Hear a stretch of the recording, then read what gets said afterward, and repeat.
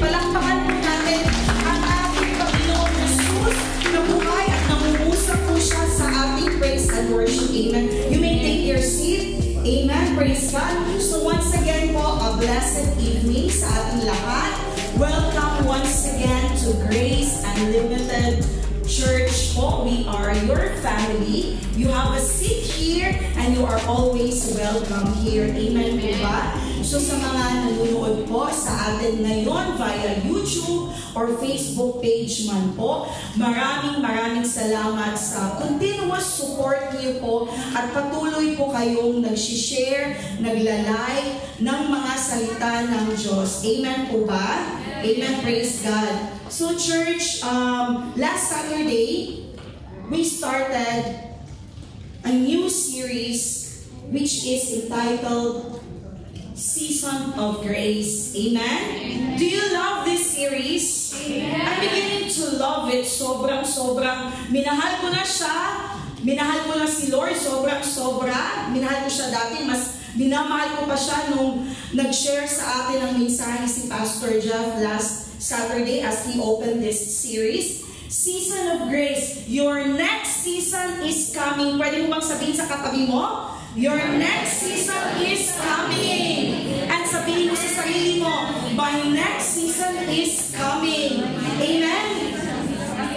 Do you believe that, church? Do you believe? Ang importante dito tayo ay naniniwala sa kabutihan na gagawin ng ating Panginoong Diyos sa buhay natin. Because, church, your next season is not actually a matter of chance.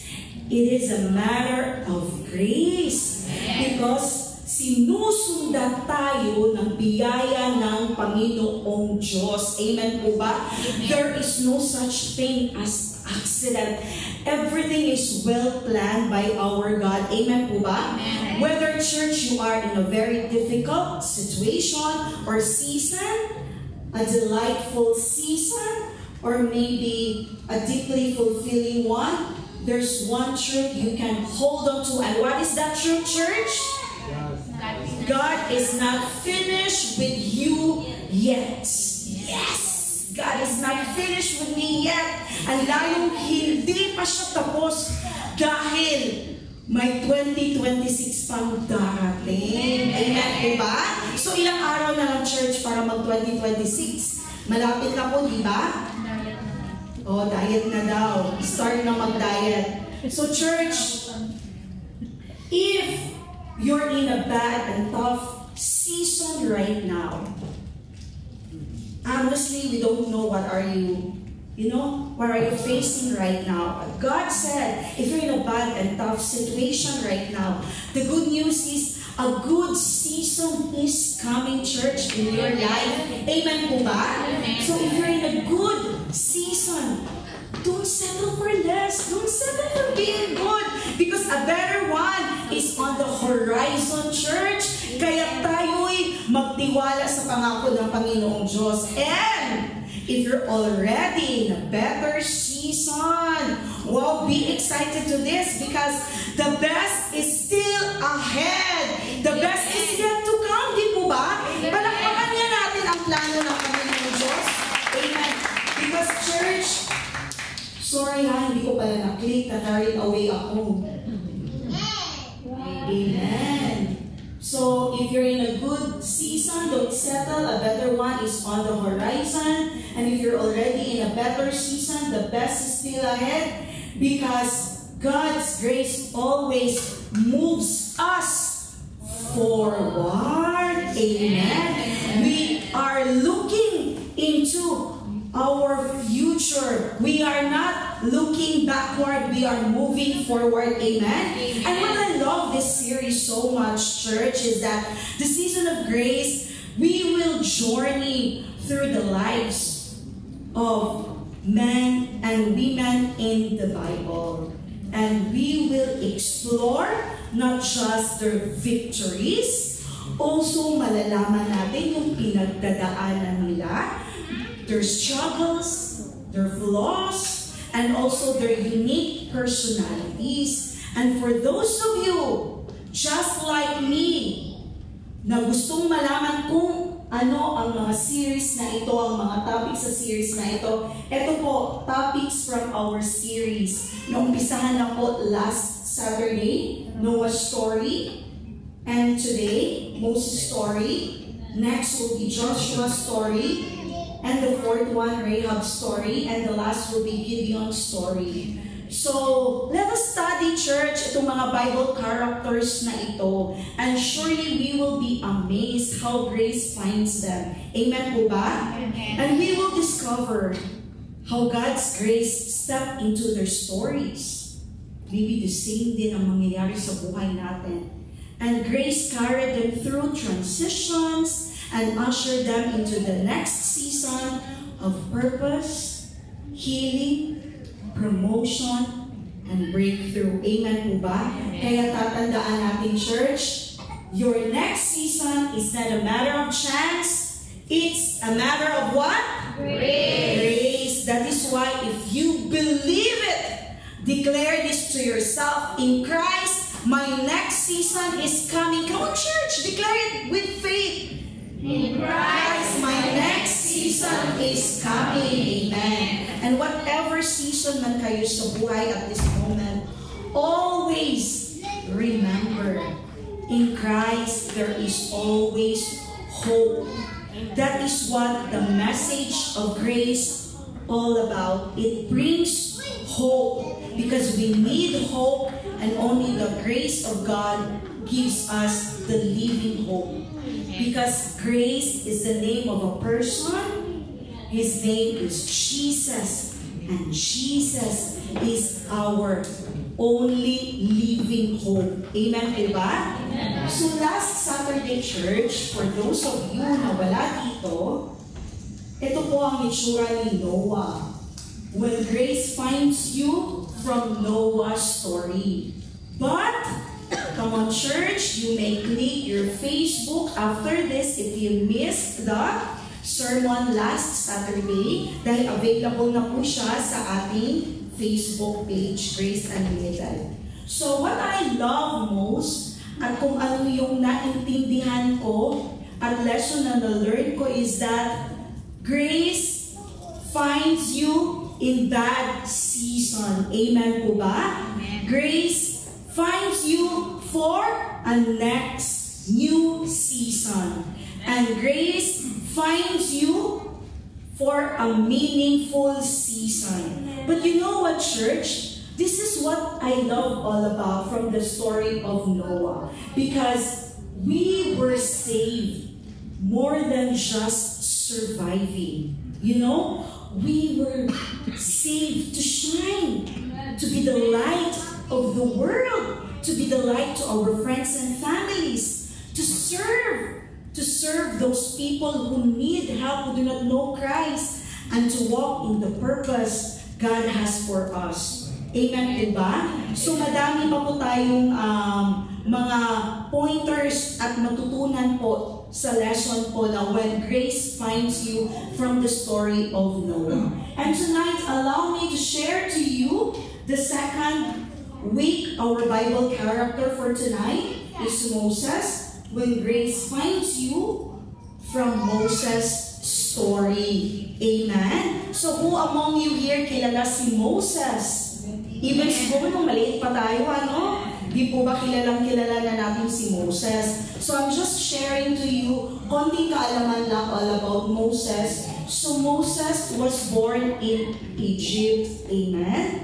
So he was the son of Jochebed, na yung gumawa ng basket na siya po'y nilagay sa Nile River. At he was raised by Pharaoh's daughter, yung nakakita sa kanya at nag-adopt. Okay? And Moses got married to one of the daughters of Jethro. And the daughter's name is Zipporah. Amen po ba? And we all know, at alam na alam natin to, that Moses represented the law from the Old Testament. Moses was a Hebrew prophet, he was a leader, and he lived how many years, church? 120 years. And church, even Moses is the man who represents the law in the Old Testament. Yet, grace was beautifully seen in his life. Kaya ang grace ay hindi lang po natin nakikita, nababasa, or na-embrace sa New Testament. But the full book of the Holy Bible that covers the Old Testament and the New Testament is all about the message of grace. Amen po ba? So tonight, allow me to share to you 3 things when grace finds you from the story of Moses. Amen po ba? So walang matulog church ha, para alam natin kung anong 3 bagay na ito when grace finds us from the story of Moses. So una po church, grace finds you in what? In failure. Grace finds us in failure. Praise God. Thank you, Lord. The biggest failure actually of mankind was the fall of man. Naalala po ba natin yung story sa the book of Genesis? Amen. Amen. So here po from the book of Romans chapter 5 verse 12, therefore just as sin entered the world through one man, who is Adam, and death through sin, and in this way death came to all people because all sinned. Because of what Adam did. Amen? Church, ang ating kabiguan ay nakapatong sa malaking kabiguan at pagbagsak ng tao. Amen po ba? From the story of Moses, we can see how Moses finds grace of God and how grace finds him in his failure. From this story, we can see a very perfect picture of how God's grace finds us. Church, let me tell you that grace doesn't abandon you in your failures. It meets you there and carries you forward. Amen? Amen. Praise God. So when you stumble, when you fail, when you commit any mistake, God's kindness restores your strength because in your weakness, His grace shines the brightest. Amen po ba? Ang biyaya ng ating Panginoong Diyos ay para doon sa mga tao na naniniwala at marunong magpakumbaba na sila'y walang-wala na at only Jesus can help and save them. Amen po ba? Amen. Remember, the darker the night, the brighter the stars. Kaya kung gaano kalaki ang failure mo, ang mistake mo, grace shines brightest in your life. Because Jesus is glorified. Amen? From your failure. Amen po ba? So from the book of 2 Corinthians chapter 12 verse 9 it says, but he said to me, my grace is sufficient for you, for my power is made perfect in weakness. Therefore, I will boast all the more gladly about my weaknesses, so that Christ's power may rest on me. Amen po, church? Amen. God's strength is made perfect in our weakness when we put our faith and our trust in Him alone. The Lord's presence is all we need in times of our weakness. We do not need anyone. We do not need anything. Only the presence of our Lord. Amen po ba? His grace is more evident actually when we are more dependent on Him alone. Mas nakikita na ang biyaya ang siyang kusang gumagalaw sa buhay natin at hindi yung strength natin, kung hindi ang biyaya ng Diyos. Amen po ba? Because God's grace alone is sufficient for all of us. Amen. Church, here's the story from the book of Exodus, chapter 2, verses 11 to 15.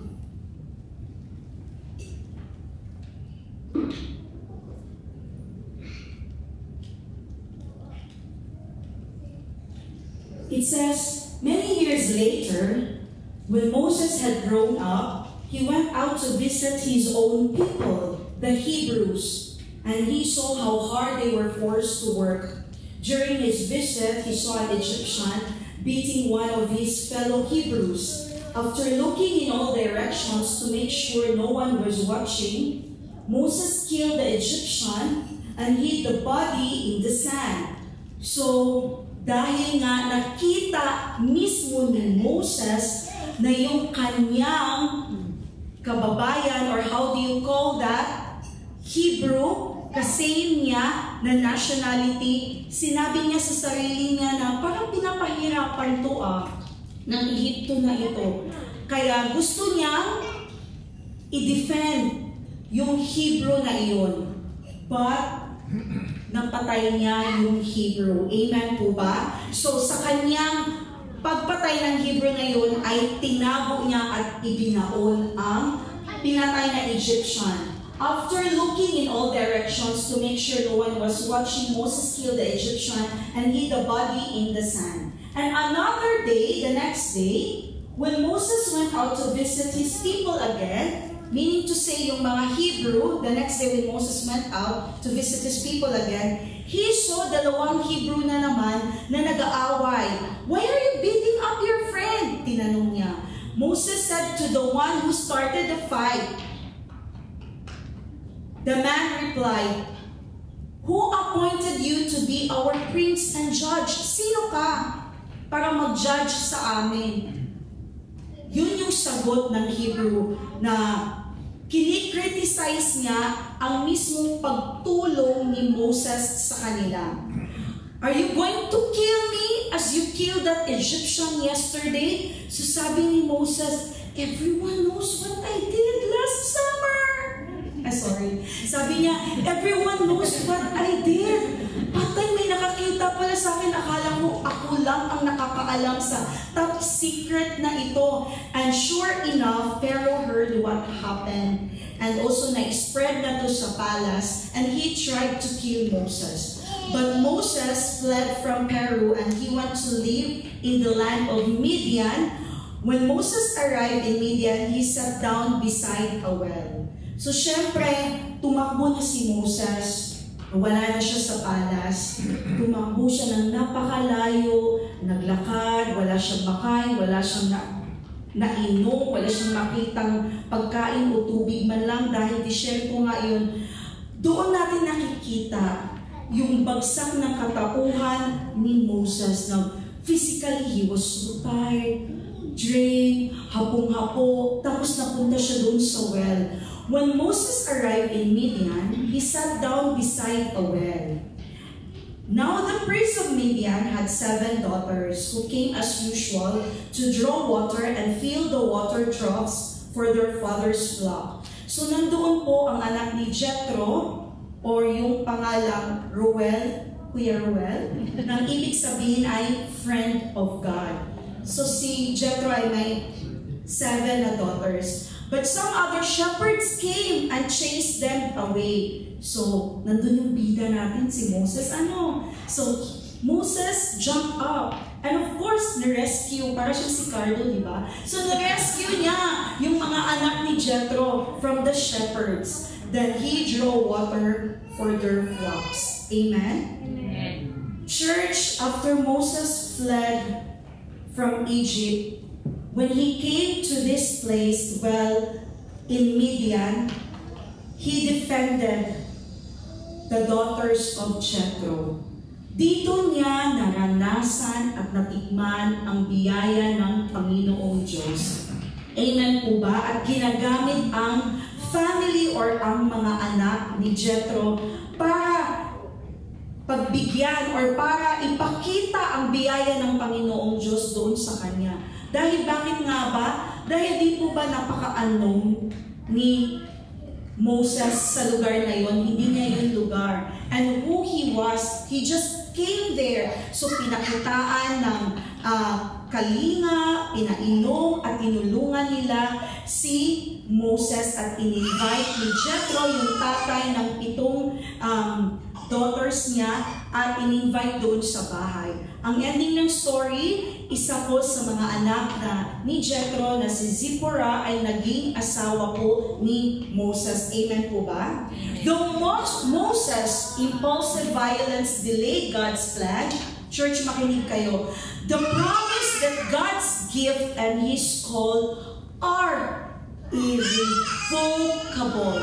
Amen po ba? So kahit ikaw ay binigyan ng pangako ng ating Panginoong Diyos, that promise will never change. Ganyan katapat ang ating Panginoong Diyos at ganyan siya kapag mahal sa buhay natin. Amen po ba? Amen. So here, church, sorry, nabasa ko na naman ulit, may slide pala. So, Romans chapter 11, verse 29, for the gifts and the calling of God are irrevocable. He does not withdraw what He has given, nor does He change His mind about those to whom He gives His grace or to whom He sends His call. Amen? And in the wilderness, Moses learned that God's grace is sufficient for him, for His power is made perfect in His weakness. Moses doesn't have anything at all. Katawan lang niya, kung ano lang yung damit niya, yun lang yung daladala niya. He has nothing, but hindi siya ni-reject ng family ni Jethro. Amen po ba? Siya ay pinaruga. This verse is written by Apostle Paul that even at the time of Moses, he experienced the grace of God. Amen. And let us be reminded that even if Moses represents the law church from the Old Testament, he experienced the grace of our Lord Jesus Christ. Because the full Bible is the story of God's grace. Amen po ba? Amen. Church, Moses' faith refused the momentary pleasure of Egypt.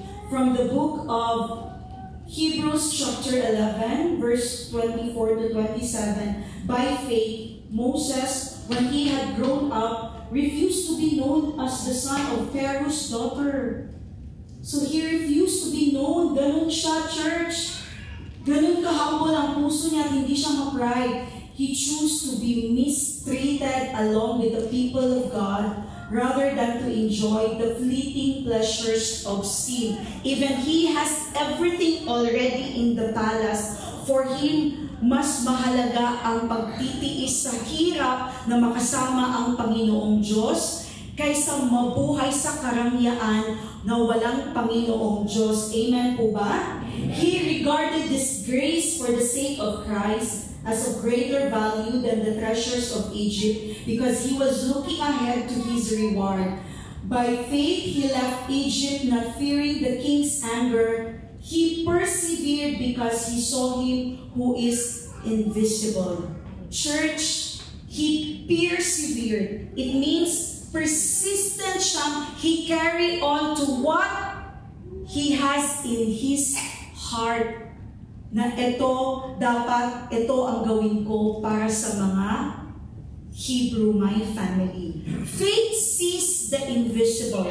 So it means si Moses ay may pananampalataya dahil nakikita niya ang invisible. And by faith, Moses saw him who is invisible. So sino yung invisible na nakita niya? Si God. Amen po ba? Amen. We connect with God by faith alone. Nothing more, nothing less. Kung wala kang pananampalataya, hindi mo kayang mag-pray, hindi mo kayang mag-worship, hindi mo kayang makipag-communicate, makipag-commune sa ating Panginoong Diyos. There's no way we can relate with God apart from faith. Why? Because God is invisible and beyond our five natural senses. We cannot see God. We cannot touch God because God is invisible. Amen? So here, what is faith? In the book of Hebrews chapter 11 verse 1, now faith is confidence in what we hope for and assurance about what we do not see. Amen po ba? Amen.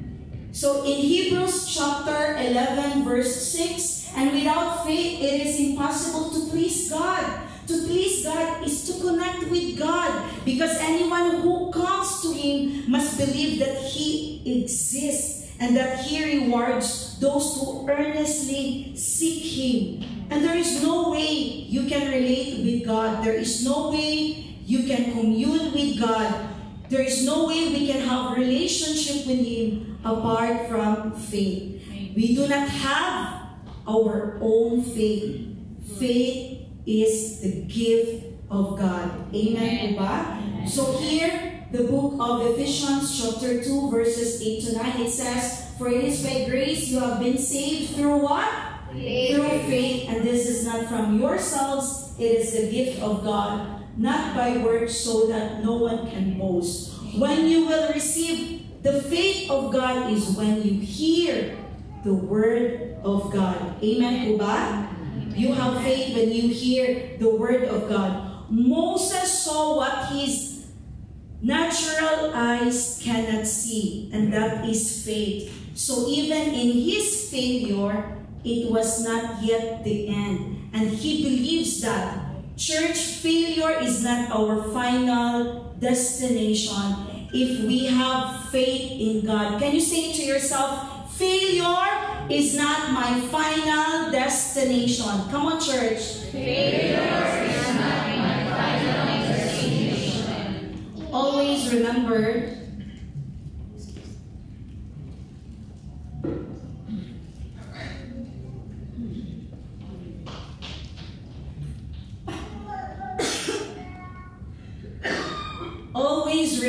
church, that whatever you've been through or whatever challenges you're facing right now, always remember that this is not yet the end.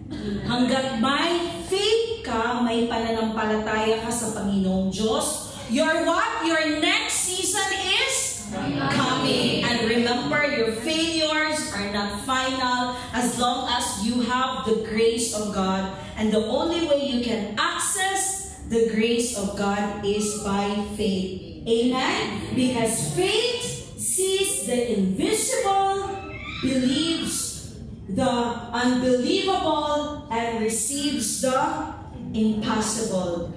Church, you have to believe what Jesus did on the cross at Mount Calvary for you.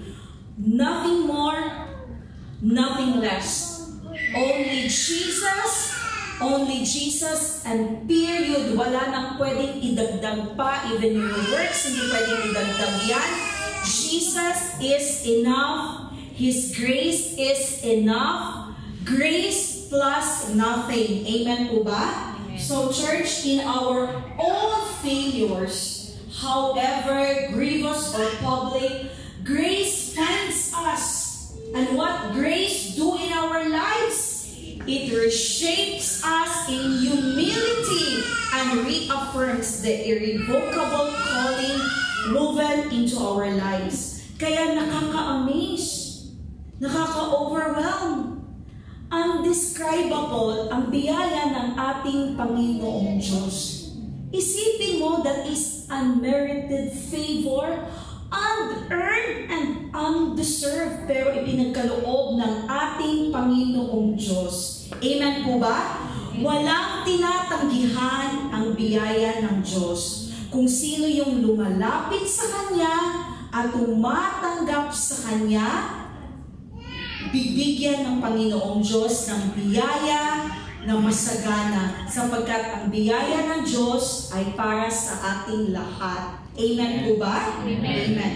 God's grace is greater than your failures. Amen? Amen. So, 3 things. Kanina, nalaman natin, grace finds you in failure. This time, grace meets you in where? Wilderness. Amen. Grace meets us in the wilderness of our lives. Whether you realize it na nandyan ka sa wilderness or hindi mo na-realize, it is a reminder that divine purpose always shines the brightest in our driest season. There are times na hindi tayo marunong mag-embrace sa sitwasyon na meron tayo. Gusto natin palagi instant yung kasagutan ng mga prayers. Gusto natin dumaan sa subway, sa skywalk. Gusto natin ng shortcut. Pero ang ating Panginoong Diyos, gusto niya maranasan ang biyaya para sa iyo lamang dahil ganun kanya kamahal. Amen po ba? Amen. Praise God. Remember, when you pass to your dry season, it is not your destination. It is not your last season. Because we were taught that our next season is coming. Amen po ba? Amen. Praise God. This is only temporary. You will pass in a Midian desert or sa wilderness in your life. And you will feel everything it's dry. Pero church, maaasahan mo na hindi ka iiwan ng Panginoong Diyos. Amen po ba? Kasama mo siya sa iyong wilderness sa buhay. Here in the book of Exodus, chapter 3, verses 2 to 4, it says, there the angel of the Lord appeared to him in flames of fire from within a bush. So nakita ni Moses saw that though the bush was on fire, it did not burn up. So nakanga siya. So Moses thought, I will go over and see this strange sight, why the bush does not burn up. When the Lord saw that he had gone over to look, God called to him, amen, from within the bush and says, Moses, Moses. And Moses said, here I am. In verse 6, then he said, I am the God of your father, the God of Abraham, the God of Isaac, and the God of Jacob. Amen? But remember, church, in this season that Moses had an encounter with God through the burning bush, he heard God calling his name. So in your wilderness, you should be attentive. God will call you.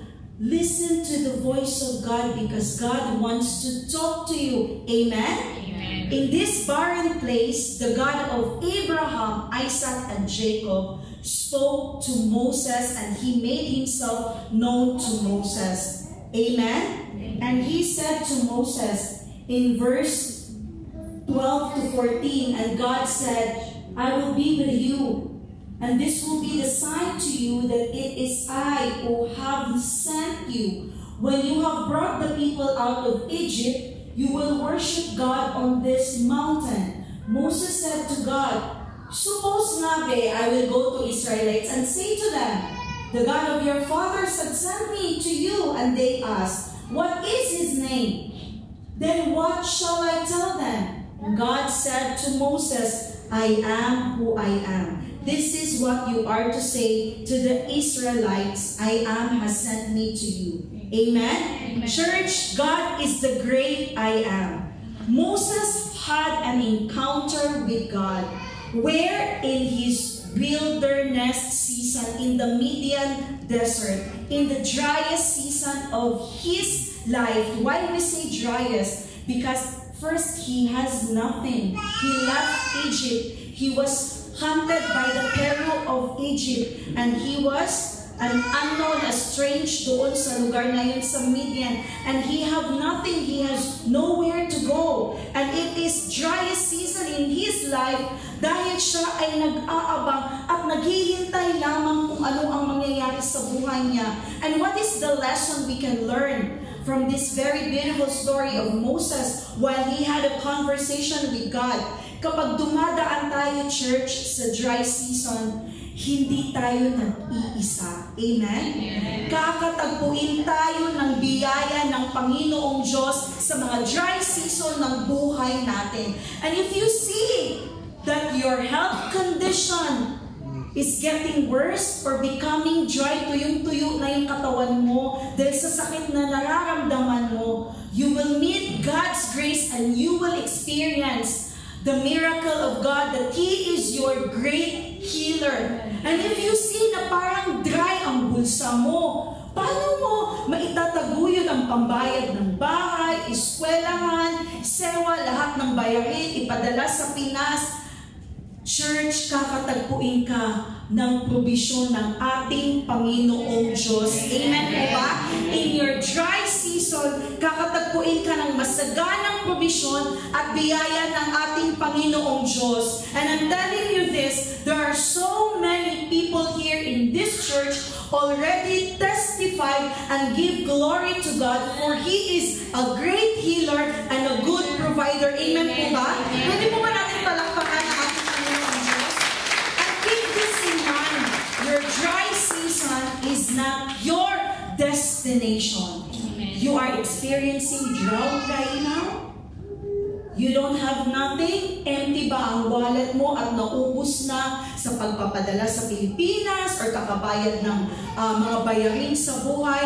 Church, have faith. Kaya nga pinangalanan ang ating Panginoong Diyos na He is a good provider because He will supply your needs. Amen? We should be, and it should be, we should believe on what God has promised to us. God cannot do something that you do not believe. Church, tayo ay dapat maniwala lamang na ito'y ipagkaloob ng ating Panginoong Diyos. If you are doubtful, it will never happen in your life. If you are doubting, nag-pray ako, pero bakit ito ang nangyayari? That is why you need to see the invisible. Amen po ba? Dahil nga, you can only witness and see God if you have faith that it should work out in your life. But if you don't have faith in God, napakahirap maniwala. Amen po ba? Amen. Praise God. That is why to know more about God and to deepen our faith, dapat tayo'y mag-aral, join us in a Bible study, o di kaya'y continue to join us sa ating prayer night dahil doon nadideepen ang ating pananampalataya sa ating Panginoong Diyos. Amen po ba? Amen. Amen. Praise God. Maybe sometimes you feel I am secure. Ang dami ko ng insurance, ang dami kong pera sa bangko, malaki ang sahod ko, mataas ang posisyon ko, ang dami kong alahas, maayos yung business ko, kahit may bagyong Tino, may bagyong Uwan. Pero church, your money cannot do anything. Only grace can do. Amen po ba? Dahil kahit gaano ka kayaman, the material things will just vanish. Kung nakikita niyo lamang sa mga news ngayon na lahat ng mga tao ay naghihirap, yung mga naipundar nila, doon sila nag-focus. Yung mga tao, mga OFW na sila'y nagstay for 10 to 20 years, na wala yung bahay nila, kotse nila, yung mga pinaghirapan nila. But if we have Jesus, if we believe that He can restore what we have lost for, continue to hope in Christ and have faith in Him. Amen po ba? Amen. Your dry season, church, is not your destination. You will only pass through it. It is only a segment of your life. Okay, that is why the secret here, if you are facing a dry season in your life, continue to pray. Keep on praying. Worship the Lord in your dry season. Continue to listen to the Word of God. Meditate His Word, and you will come to realize napakabuti pa din ng Panginoong Diyos because He allowed me to live with this physical body. I am in good health. I am well. Amen po ba, church? Amen. Wilderness seasons, church, are not wasted. They refined our faith and ready our hearts for greater calling. Why? Because if you are in your wilderness season at ikay nag-iisa at may inaalala at ikay naghihintay, you will only come on your bended knees asking God, Lord, you are my source. You will never let me down. You will never fail me. Mangungusap ang Panginoong Diyos sa iyo. Amen po ba? Amen. Amen. Praise God. So here, church, from the book of Isaiah chapter 43 verse 19, see, I am doing a new thing. Now it springs up. Do you not perceive it? Perceive it? I am making a way in wilderness and streams in the wasteland. There is no such thing as wasted time or wasted season. Lahat po ng pagdadaanan mo sa buhay ay hindi po sayang. Do not regret and say, sayang naman. Pera na naging bago pa. May pag-ganun ka pa, di ba? Kung minsan gusto natin ng shortcut sa buhay but no church, God allowed you to pass the wilderness because He wants to reveal Himself to you. He wants you to know Him. Who is He? His power, His character, and how much He loves you so much that He cares for you, even to your family back home. Pinoprotektahan ng ating Panginoong Diyos. Amen po ba? Amen. Iiwanan ka ng ibang tao, ng best friend mo, ng inutangan mo. Iiwanan ka, o yung nagpapautang sa'yo. Pero church, hindi ka iiwanan ng ating Panginoong Diyos. Never, never He will leave you. Never. Ang ating Panginoong Diyos ay palaging nandyan. Ikaw lang ang naglaylo. Ikaw lang ang nawala sa church. Ikaw lang ang nagpipiti party. Dahil kung ano-ano ang iniisip mo while you are on your wilderness. Dinidikta mo sa isip mo, inaalaw mo yung atake ng enemy na you are rejected.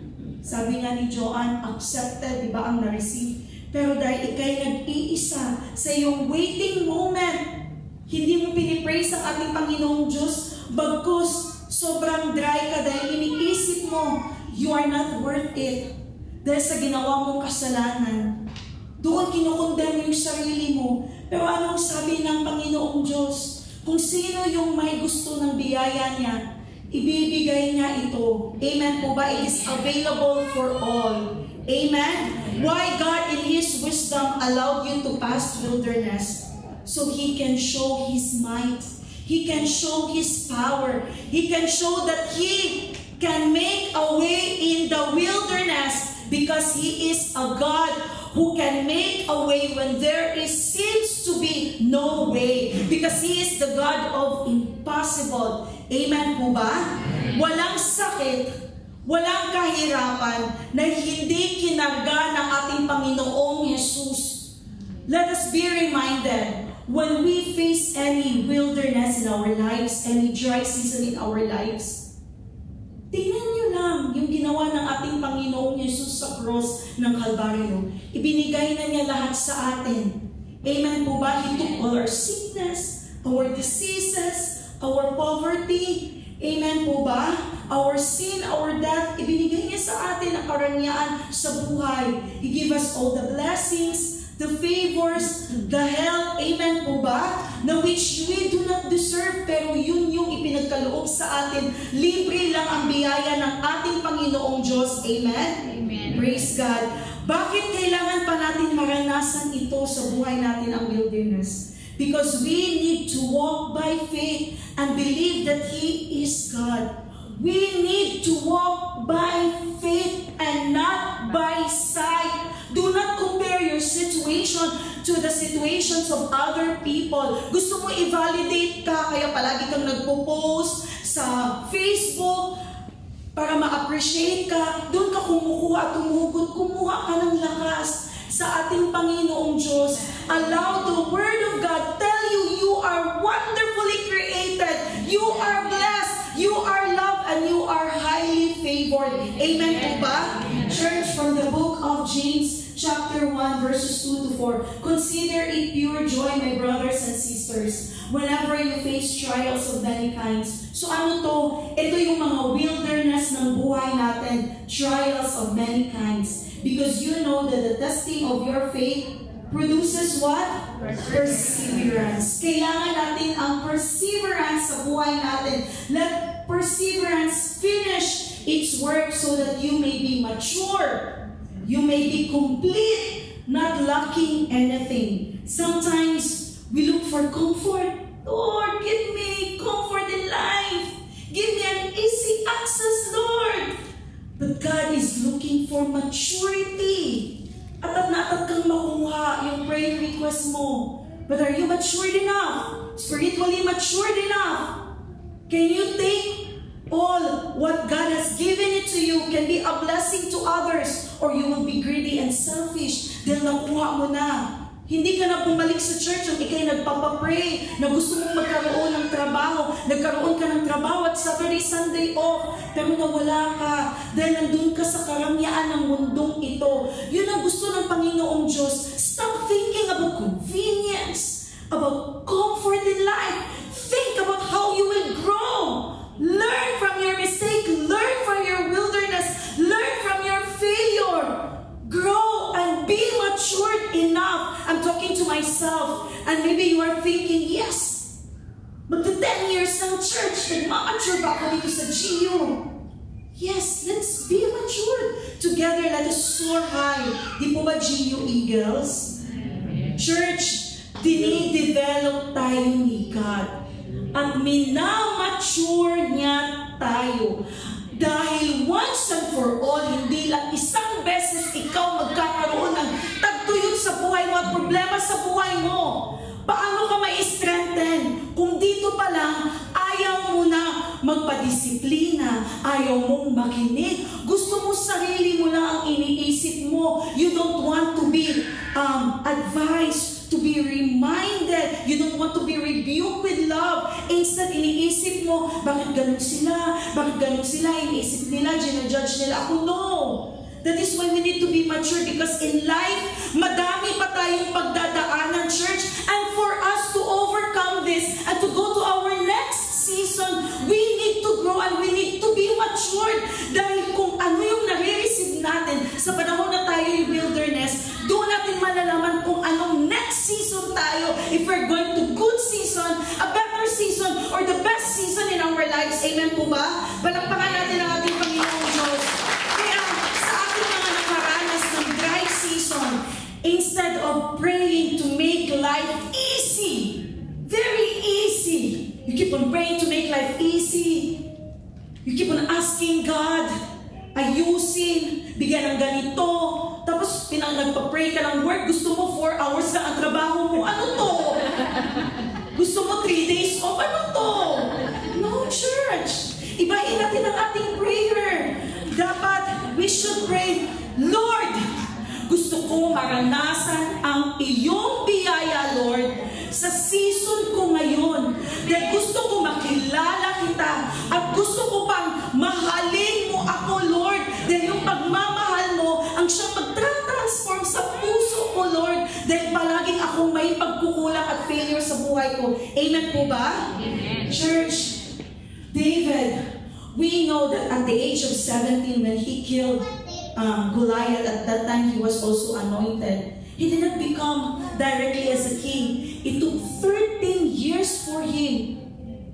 At the age of 30 na siya. So 17 plus 13, at the age of 30 years old na siya, naging king. Amen po ba? So 13 years siyang sa wilderness. He was chased by King Saul. Kung saan-saan siya napapadpad. Kung ano nang ginagawa ni Saul sa kanya, kaya nagkaroon siya ng tagtuyot sa buhay niya. How about Moses here? 40 years old po si Moses when he left the land of Egypt and when he went to the Midian desert, okay? At nakita niya yung family nila ni Jethro. He even stayed there for another 40 years, yung wilderness niya, yung nakausap siya ng Panginoong Diyos. Bakit nga ba? Dahil may plano pala ang Panginoong Diyos para inihahanda tayo. Kaya tayo nagkakaroon ng wilderness sa buhay natin. So when he become 80 at nakita ng Panginoong Diyos, ay nang matured si Moses. That is the time he gave this command to Moses na bumalik ka dun sa Egypt. Ipaliwanag mo sa Pharaoh na dapat i-release yung mga captives, yung mga Israelites, and I will give them the promised land. Amen po ba? Amen. Amen. Dahil pagkatapos ng dry season na ito, church, pagkatapos ng paghihintay mo, ikay ba willing maghintay ng 13 years? Or 40 years? Or 13th month? Puso ba ang 13th month? Dahil malapit na ang Pasko? Huwag mong sabihin sa sarili mo, Lord, 6 months lang, Lord, ha? Lord, 1 year lang, Lord, ha? Parang gusto mo pang ikaw na lang kaya ang maging Panginoong Diyos. Allow God to work in your life. That is why prayer will always be, let your will be done, Lord. Amen. Let your will be done. So that when things may rise up or happen in your situation habang nagpa-pray ka, kalmado ka lang. Because alam mo, this is the will of God. And this is not what you want. Amen po ba? Amen. Praise God. Church, ang dry season ng buhay mo, yan po ang waiting season mo. At ang dry season po ng buhay mo, yan po yung wilderness natin.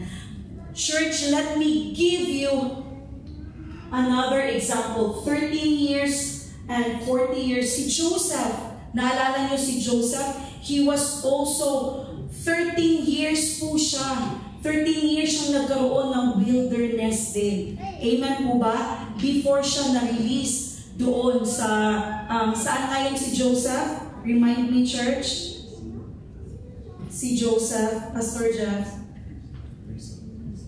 Ha?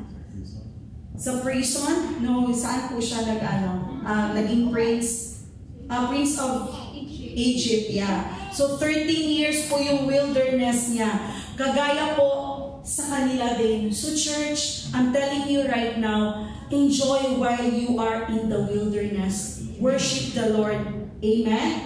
God uses wilderness period to refine us and to prepare us for our calling. Amen po ba? Amen. Once again, God uses wilderness period to refine us and to prepare us for our calling. Because without this wilderness, magkakaroon ka ng pride, ng ego sa sarili mo. But with wilderness, it humbles your heart that you will stay connected to the source who is God. Amen? Always remember in dry seasons, listen for God's whisper.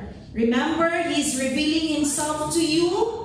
He will help understand His plan and He's shaping your character and preparing you for His purpose. Amen? So next, grace sends you in a mission. Amen?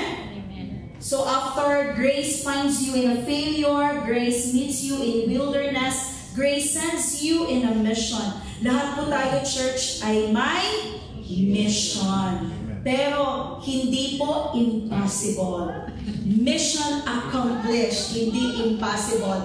Kaya huwag tayong magtaka kung nasaan tayo ngayon. Why God brought you here in this land? May mission ka. Why God brought you here in this church? May mission ka. Why God gave you that job, that company? May mission ka. Amen po ba? You have a mission in your place of assignment sa trabaho mo. God has His plan for you there. If He did not allow you yet to answer your prayer to get a better job, continue praying and asking God, reveal yourself to me and let me do what you want me to do. Amen po ba? Minsan nasasabi mo na ba't ang dami or ang laki ng sahod mo? May mission ka. Maybe God wants you to be generous enough doon sa mga kamag-anak mo. Amen po ba? Gagamitin ka ng Panginoong Diyos. Whatever talents, skills, and abilities you have, God will use you and you have a mission. You have a mission in life because you have a purpose in this life. Amen? Ang iba ay tinawag para humayo. Ang iba naman ay para magpahayo. And maybe your calling is to do the ministry, or maybe you just to support the ministry po. Amen. So whatever calling that God has placed in your heart, one thing is for sure, you have to do it. Because you will never be happy. You will never find peace if you do not do God's calling in your life. God turns our failures into platforms all for His glory. Weaving our mistakes into His redemptive story. Dahil gagamitin nga tayo ng ating Panginoong Diyos, What you once ran from, now He commissions you toward, empowered by His restoring grace. Amen po ba, church? Amen. Church, step into your divine calling, assured that He who began this work in you will carry it into completion. Amen po ba? Amen. Praise God. From the book of Ephesians, chapter 2, verse 10, for we are God's masterpiece. He has created us anew in Christ Jesus, so we can do the good things He planned for us long ago. We are special to God, that God created us. He designed us in His own image and likeness. Amen po ba? He created us to have an image just like Jesus Christ. That is why we don't follow what we see everything in TikTok. We don't follow what we see everything in Facebook. Amen? Because we need to fix our eyes and follow the role model who is Jesus Christ. Amen? He created us to have an image like Jesus, and He gave us His Spirit inside of us. He renewed our mind, He purified our hearts, and He allowed His Spirit to lead us in this life.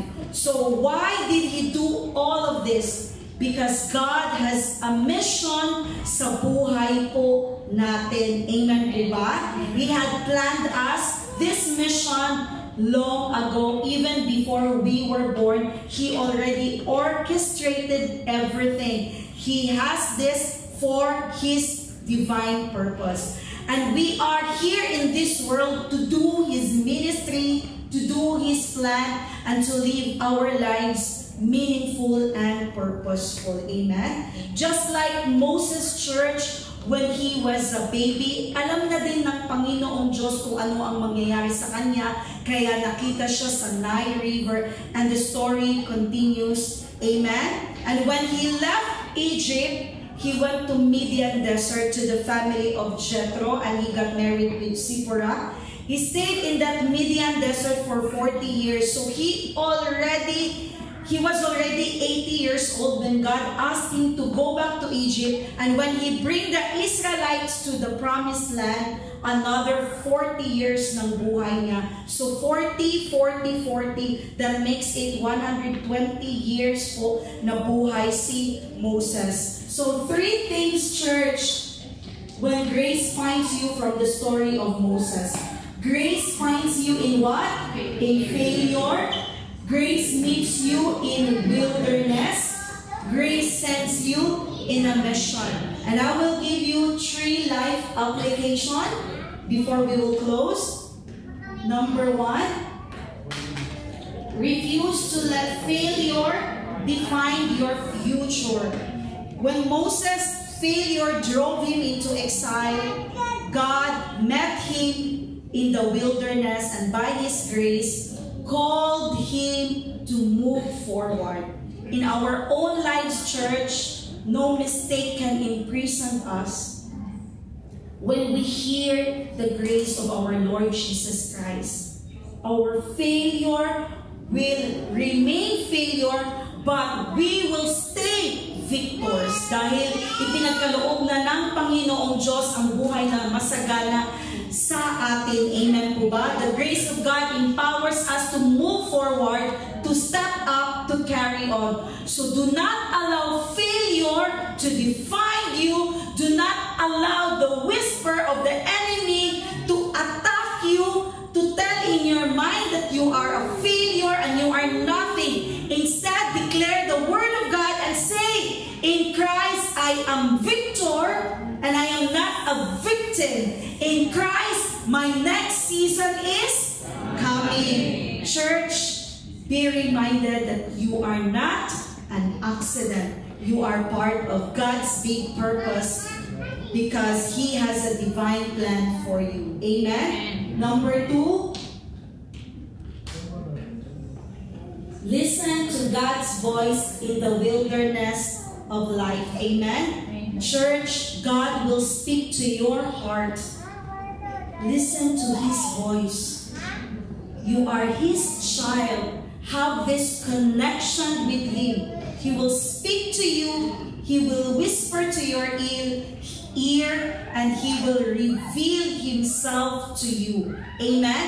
In the wilderness church, Moses heard God's call into the crackling bush. Maybe sa buhay mo, tatawagin ka din ng Panginoong Diyos.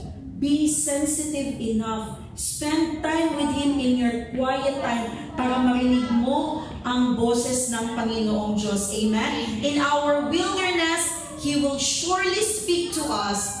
But the question is, are you listening to His voice? Are you listening to the voice of God? Amen po ba? Are you discerning His direction? We should listen to His voice and we should discern His direction. But let us not listen kung ano man yung mga voice ng enemy, yung mga boses lang ng kaibigan natin, kung ano-anong personal advice, personal motivation na binibigay na wala naman sa Biblia at sinasabi, uso na yan, millennial na ngayon, di po ba? So do not be distracted. Focus and fix your eyes at the finished work of our Lord Jesus Christ, because He already took all your sins, your failures, your mistakes, your past, even your sickness and your poverty. You are new in Christ and God has given you a new life. Amen? Amen. Praise God. So, last life application. Embrace the call of grace and be content. Like Moses who left the palace fleeting glory, talagang iniwan niya ang maraming buhay niya doon sa Egypt. And he answered to God's calling. Amen? Mas gusto pa niyang mamaltrato siya dahil sinusunod niya ang gusto ng Panginoong Diyos kaysa magkaroon ng maraming buhay at ang gagawin lang nila ay ini-enslave ang mga Israelites, Pray that your heart will remain humble to what God has called you. Amen? You need to pray what God has called you, because calling is not, I want to become like her, I want to become like him, I want to follow, kaya doon na din ako na ministry. It's a calling. It's a revelation from God that you receive, that what is my purpose in life? What is my calling, Lord? Amen? You will never find true contentment if you do not obey what God has called you to be.